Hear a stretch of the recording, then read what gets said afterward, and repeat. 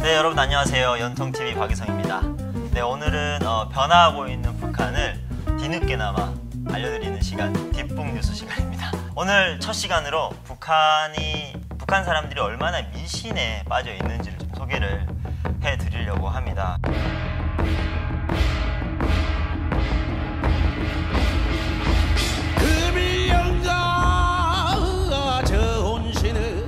북한 당국이 최근에 미신을 쫓는 주민들을 이제 법적으로 엄청나게 처벌을 한다라는 어떤 그런 기사가 나왔는데, 사실 이게 어제 오늘 일이 아니에요. 사실 많은 탈북민들이 북한을 이제 탈북할 때 많은 분들이 그 점을 보고 미신을 보고 나왔다. 언제면 안전한 날일까? 뭐 이런 걸 많이 보고 나왔다는 얘기가 사실 많잖아요. 근데 그게 정말 그냥 뭐 하는 말이 아니라 북한 주민들이 정말 대중화가 돼 있다라는 거. 근데 이제 또 처벌을 할 수 없는 이유가 사실 고위층 어떤 당 간부들의 아내들이 미신에 그렇게 많이 빠져 있다라는 그런 뉴스가 있어요. 그러다 보니까 본인의 가족을 처벌할 수 없는 상황이죠. 그래서 이제 북한 당국의 어떤 그 법관, 이제 북한 경찰이나 뭐 검찰 이런 사람들 이제 법관이라고 하는데, 그런 사람들도 이제 그 미신을 어떻게 이제 추적을 해서 잡아보면, 그 미신을 본 사람들을 잡아보면 알고 보면 다 자기 가족인 거예요. 그래서 처벌할 수 없는 그런 현실적인 상황인 거죠.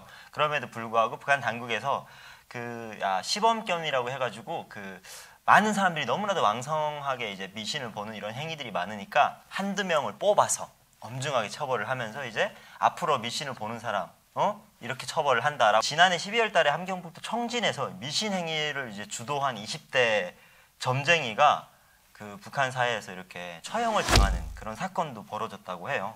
그리고 또 올해 3월에는 평안남도 평성에서 이 점쟁이에게 그 무기징역을 판결하는 그런 사건도 있었다고 하니까, 북한 사회가 지금까지 거듭해오고 있던, 지켜보고 있던 점술 문화에 대해서는 지금은 강력하게 막아보겠다라는 어떤 그 사인인 것 같아요.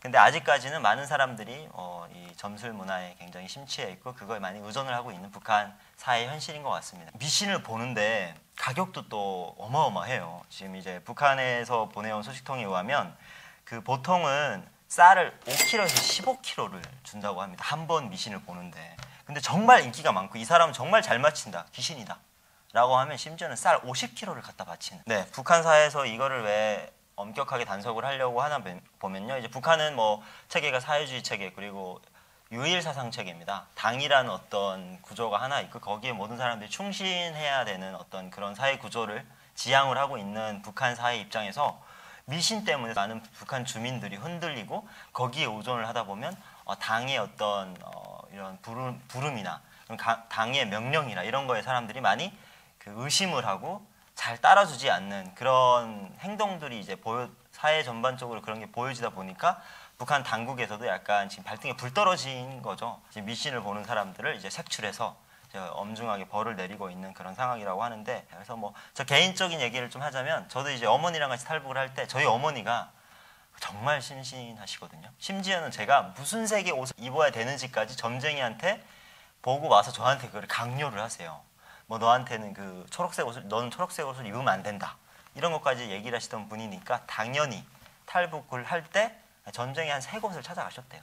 그래가지고 저희가 그 점쟁이들도 사실 본인들이 살아남아야 되니까 구조상 그 보이브 스파이라고 하는데, 이 사람들도 그 법관들의 어떤 심부름을 좀 해줘요. 본인들이 독고다이를 할 수가 없는 상황이기 때문에. 그래서 그 저희처럼 만약에 한국으로 가겠다라고 직접적으로 얘기하는 사람들은, 이 사람들도 본인들의 건수를 올려야만 이 장사를 오래 지속할 수가 있기 때문에 신고를 하는 경우들이 있다고 합니다. 그래서 북한 사람들이 이제 그런 거에 조금은 이제 도가 튀어서 가서 점쟁이한테 직접적으로 얘기는 안 해요. 남한으로 갈 거니까 저희 언제 가면 좋아요, 이렇게 정말 철없이 생각 없이 얘기하는 사람들이 없고요.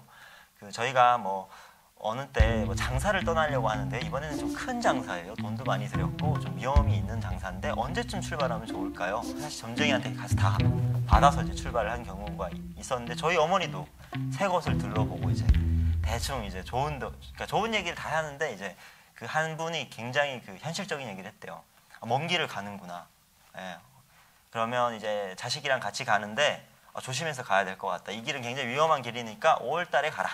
이렇게 이제 점쟁이 얘기를 해가지고 어머니랑 저랑 이제 5월에 이제 그 한국으로 오는 그 길을 출발했는데, 그만큼 북한 주민들이 그 어떤 큰 일이 있을 때마다 점쟁이한테 이제 기대는 그런 어떤 사회적인 현상인 것 같고요. 심지어는 그 뭐 탈북을 한다거나 뭐 장사를 하는 것뿐만 아니라 뭐 아기 이름을 짓는다거나 그리고 뭐 결혼 날짜를 잡는다거나 이런 것도 심지어는 요즘에는 다 그 점쟁이한테 찾아가서 다 날짜를 잡고 날을 잡고 이름을 지어달라고 하고 다 이렇게 한다고 하더라고요. 근데 저는 이제 한국에 와서 제일 그 북한이랑 비슷한 부분들이 그런 거였던 것 같아요. 점술 문화.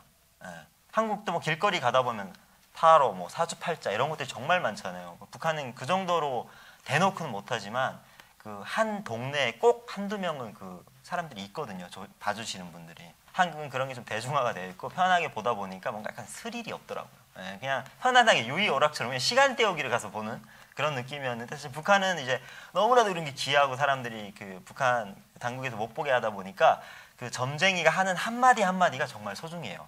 1년에 한두 번 보기 때문에. 그래서 그거를 가지고 와서 다 사람들이 적어서 이제 그대로 이행을 하고 그러거든요. 그래서 남한이랑 북한이랑 어떤 점술 문화 이런 것들은 사실 비슷한 부분도 많긴 하지만 사회적인 규제라든지 뭐 이렇게 자유롭게 하는 부분은 조금 다르다는 거 알려드리려고 합니다. 그래서 오늘 야심차게 준비한 저희 뒷북 뉴스, 네, 여러분 괜찮았나요? 어떻게 좋았나요?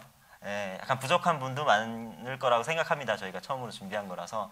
하지만 뭐 여러분들 만약에 북한에 대해서 이런 거 궁금합니다. 이런 건 좀 더 부연 설명이 필요합니다 하는 건 댓글로 저희가 소통하면서 앞으로 더 좋은 방송으로 여러분들 앞에 찾아뵙도록 하겠습니다. 그러면 여러분 괜찮았다면 좋아요와 구독 잊지 말아주세요. 감사합니다. 또 만나요.